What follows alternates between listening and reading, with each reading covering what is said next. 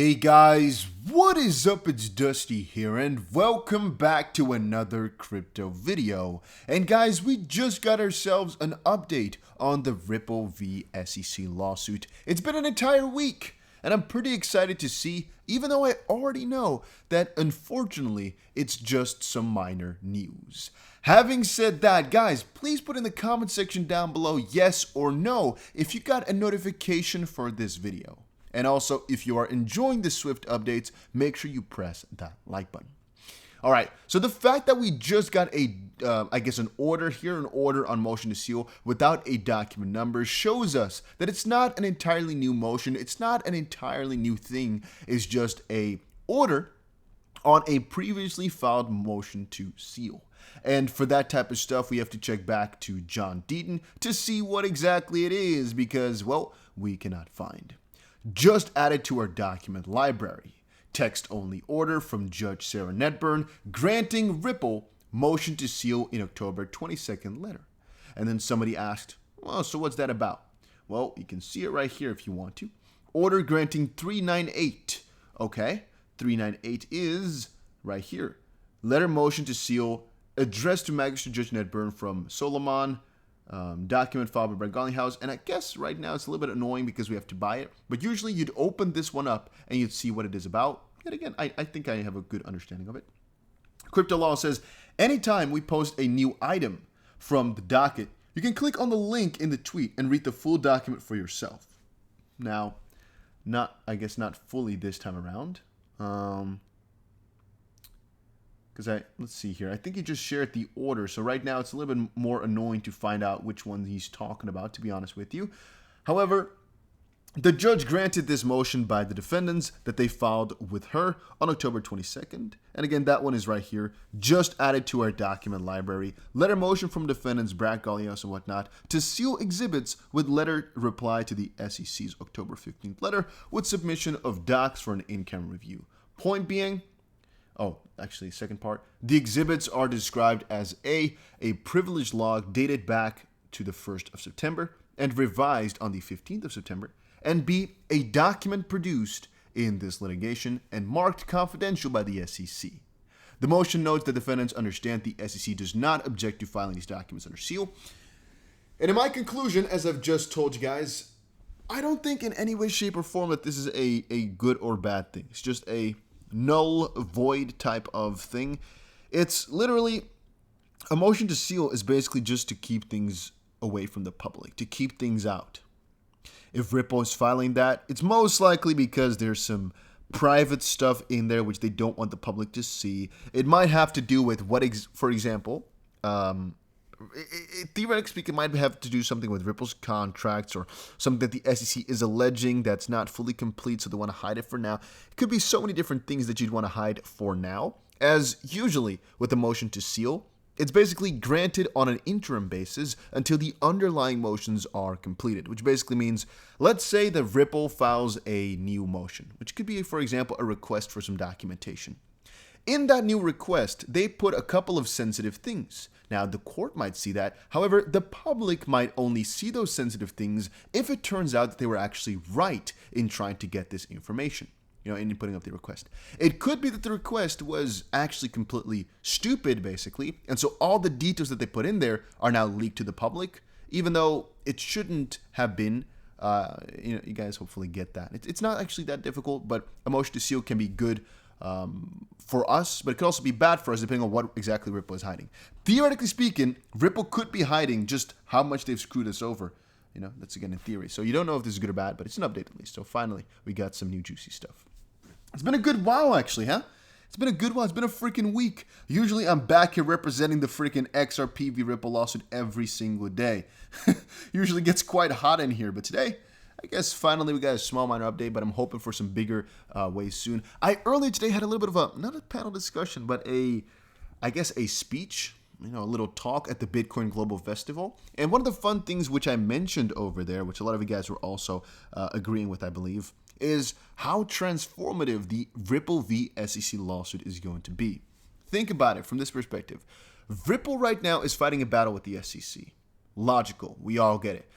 The result of that, though, is going to be the catalyst for so many new regulations, as all coins' regulations in the US will be based upon the one which we are seeing now. Again, if you ask me.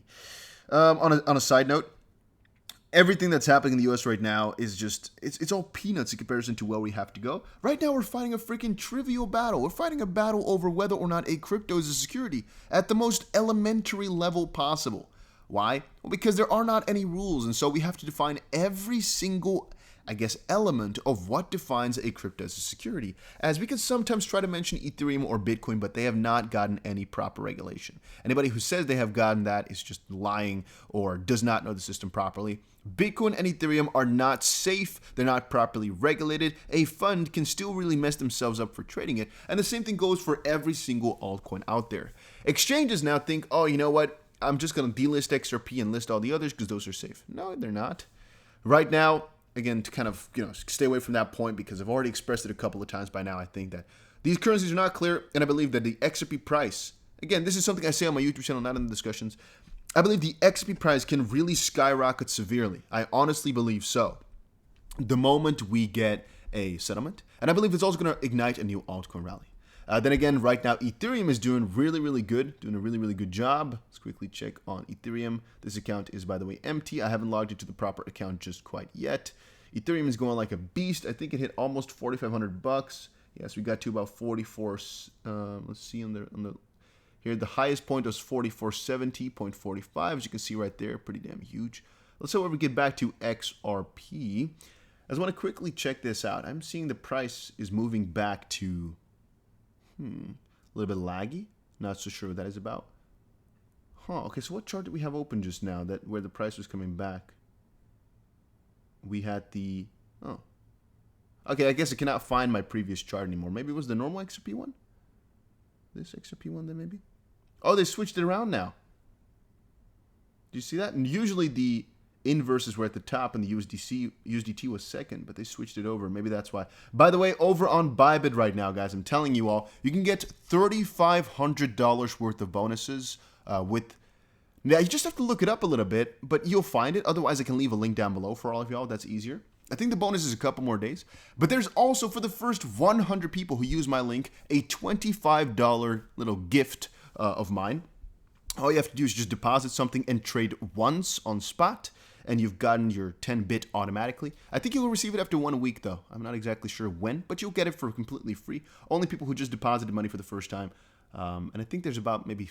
I don't know, maybe half or so is left. Usually it does not go that quickly, but there's a couple of spots. If you want 25 bucks for free, right now you got it. And those bonuses are just nice, but they're not withdrawable. And I believe the 10 BIT that you get is completely withdrawable, which is completely nice. Having said that, the price is coming back to retest the top again. Right now we are exactly at that top at about $1.08 or so. And again, guys, this is literally the I guess the utmost point of the decision zone for XRP that I specified a couple of days ago. This does not mean we should buy. This does not mean we should sell. This means right now XRP is trying to make a decision, but I think it's mostly influenced by the fact that Ethereum is right now, as it currently stands, making an all-time high. And the XRP price is just kind of following along, being an altcoin. Then again, to relate it a couple of points back, XRP right now, in my own opinion, is still extremely undervalued. I believe that if we just compare the cryptos with each other, Ethereum right now is in a solid spot, basically getting back to all-time high in the same sense that Bitcoin did. I kind of believe Ethereum is going to be at $5,000 one of these next couple of days.